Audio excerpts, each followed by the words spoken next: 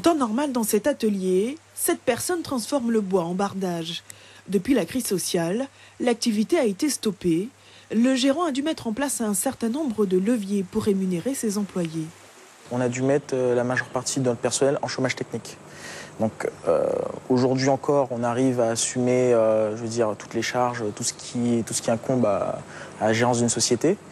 Mais il ne faut pas qu'on oublie 90% des autres entreprises qui, elles, ne le peuvent pas. Les chantiers de cette entreprise se trouvent en grande majorité sur l'ouest guyanais.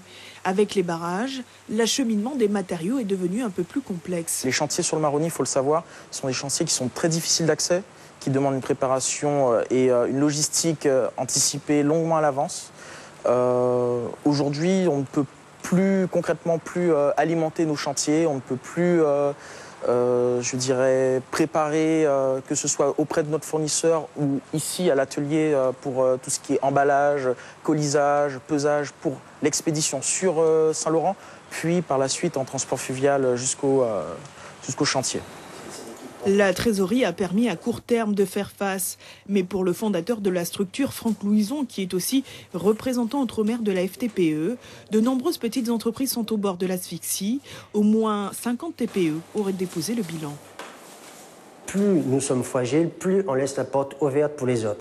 Et après ce combat, qui est même un combat, il faut dire, on tire nos chapeaux, un combat remarquable, dans l'ensemble de la Guyane est en train de faire pas mal de sacrifices. Nous, on n'aurait pas aimé que ce soit l'extérieur qui puisse en bénéficier. On entend bien, les entreprises extérieures au détriment de nos petites entreprises guyanaises. Vous savez, pour répondre au marché public, il faut être à jour des cotisations, il faut avoir un minimum de trésorerie ou des bonnes relations avec sa banque. Et c'est ça qu'on demande à nos petites entreprises de préserver. Et pour qu'ils puissent préserver ça, il faut qu'ils puissent se mettre un peu en retrait. En Guyane, les petites entreprises emploient près de 3000 salariés. Une économie fragile que beaucoup de fédérations patronales et artisanales demandent à protéger.